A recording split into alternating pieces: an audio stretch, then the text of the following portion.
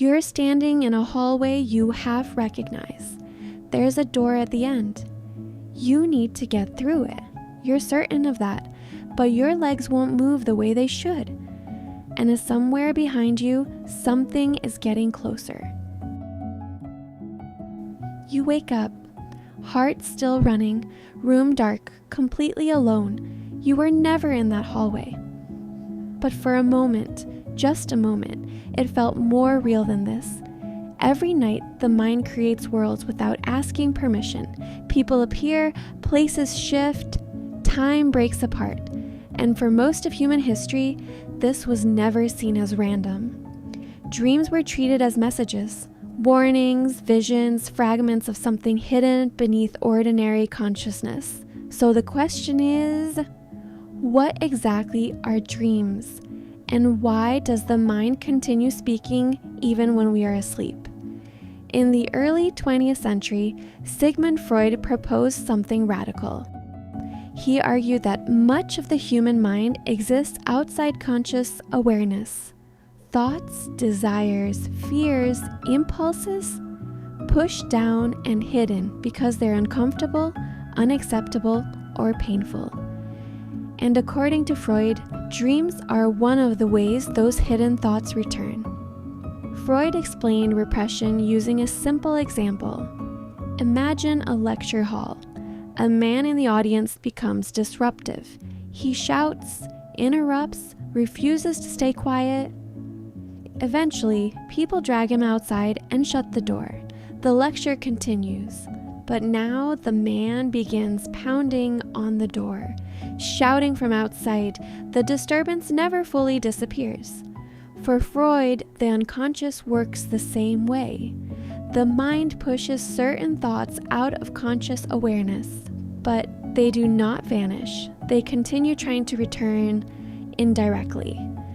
And dreams, according to Freud, are one of the places where they reappear, but not openly. The unconscious disguises itself. Desires become symbols. Fear becomes metaphor.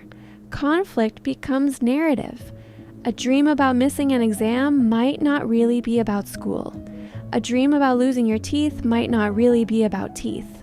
For Freud, dreams were coded expressions of hidden psychological tension.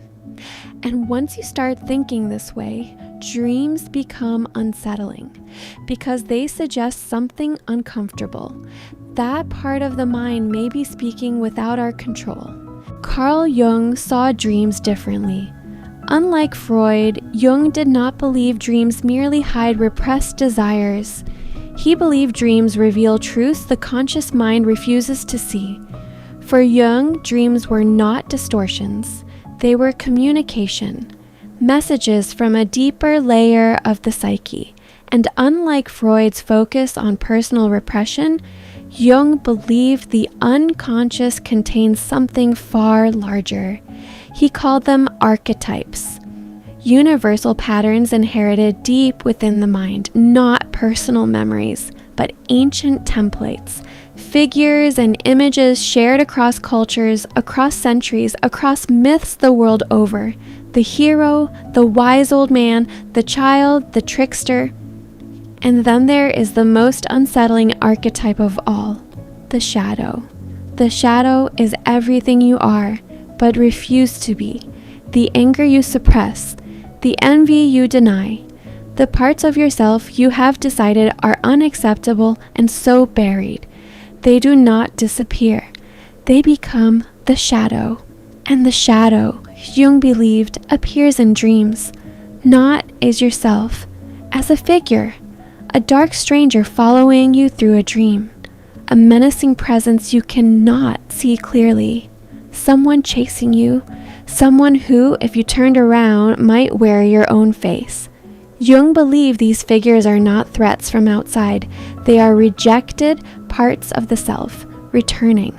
And the hallway dream, the one from the beginning of this video, that thing behind you, the one getting closer, for Jung, that wouldn't be a monster. That would be you. Here is where it gets complicated. Modern neuroscience offers a far colder explanation. During REM sleep, the brainstem fires random electrical signals upward.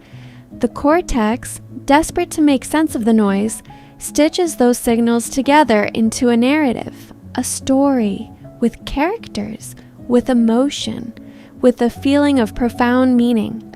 But underneath it all, just neurons firing. The feeling that your dream matters, that's the brain fooling itself. It's a compelling theory, and it has real evidence behind it. But here's the problem.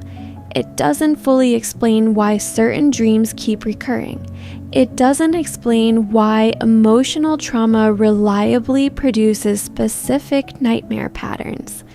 It doesn't explain why the same symbolic figures, the pursuer, the shadow figure, the falling, appear across cultures that have never shared a language or a border.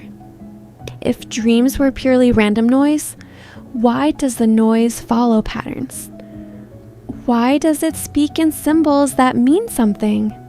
Recent neuroscience has actually started to push back against the pure randomness model. Memory consolidation during REM sleep, emotional processing, threat simulation, these are all active functions the dreaming mind appears to perform. The brain, it seems, is not simply hallucinating, it is working. So let's put Freud and Jung in direct dialogue. Take the hallway dream from the beginning.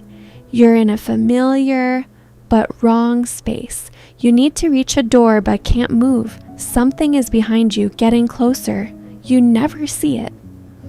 Freud would ask, what are you running from in your waking life?